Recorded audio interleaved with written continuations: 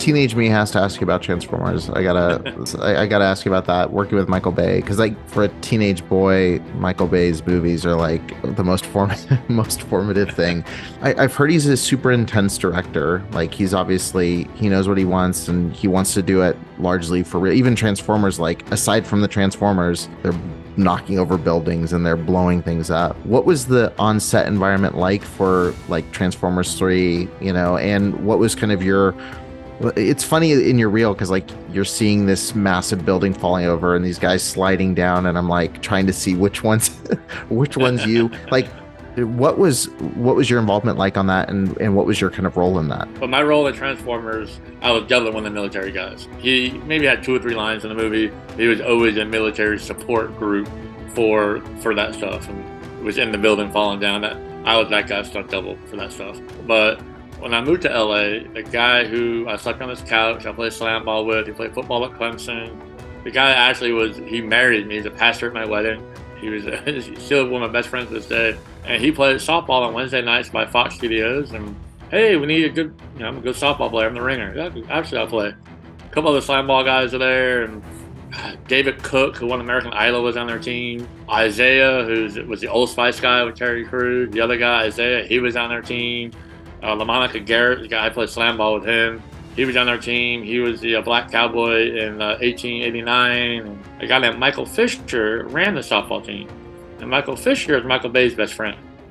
And when Bay was doing commercials back in the day, he did some sports commercials. He hired Fisher to be the sports coordinator to choreograph the sports stuff, and Bay directed.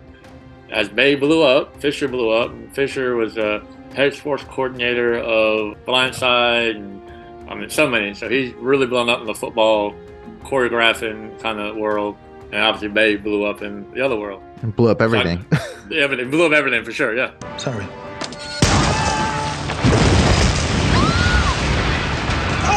So I'm on the softball team. My first baseman is a guy named Michael.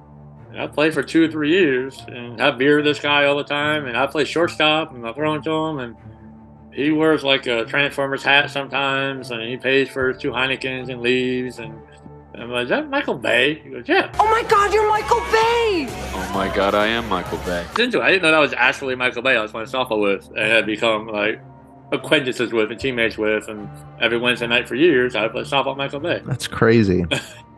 So I knew him on that level. It was always nice, a little intense, a little like eccentric, and there was one time he's playing first base, he's heckling the umpire. He goes, I get paid a lot of money from my eye. How much do you get paid? That was a hard one. He was pretty funny and witty, and I liked him gritty. He would get down and knock the ball. He was a really gritty, intense, in a fun way guy on the softball team. And the first movie I did with him was Dark of the Moon. I heard previously he was way more intense. He even admitted this over beers to a group of 5 of us playing softball. He managed to pick every script apart, every line, control everything. It would drive me nuts. And if I didn't control it, I was miserable. And every movie made $1 billion. And after like 10 of them made $1 billion, I was like, I can probably just chill a little bit and not take it so seriously. And I think he worked on that. Got older, got a little more humble. So by the time he did Dark of the Moon, he was a little better. He still has he has the whole movie done in his head. It's already done, and everyone's 3 steps behind him. So he'll be like, "Okay, we're gonna do this scene over here tomorrow, and 9 cars are blowing over." We have to do a lot of prep for that. A lot of cars. There's a lot of things to do to get that scene going. He sits up in the morning. He goes, "You know what? We're doing this one over there today." We're like, "We don't have that set up. We can't." Yes, you can. The movie's in my head. It's already done. Why aren't we doing this? How come it's not lit? Let's go. You didn't tell anybody, Mike. I get it that you think that.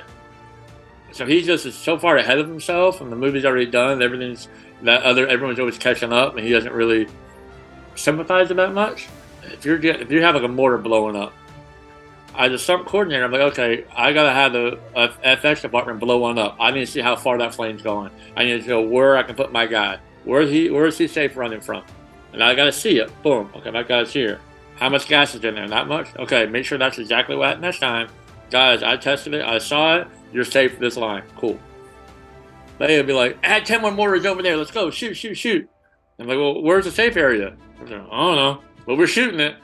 All right, guys. I can either, as a stunt coordinator, I wasn't a stunt coordinator in any of these movies, but if that position can be like, hey, no, we're not doing this. Stop. It's not safe. I'm out. You do that, you're not going to be a stunt coordinator of Michael Bay. You got to be like, all right, guys, I haven't seen any of this. Really hide yourself. Get big. And if we ruin the shot, then we'll know we can reel it back in. There's a lot of that on set. Like, oh man, just a little bit of hope for the best. Like, accidents probably are more likely to happen on those sets out for obvious reasons. And sets for like Marvel, everything's dialed in, tested. Right. You have the power on the set to make the call, and no one's gonna fire you for it.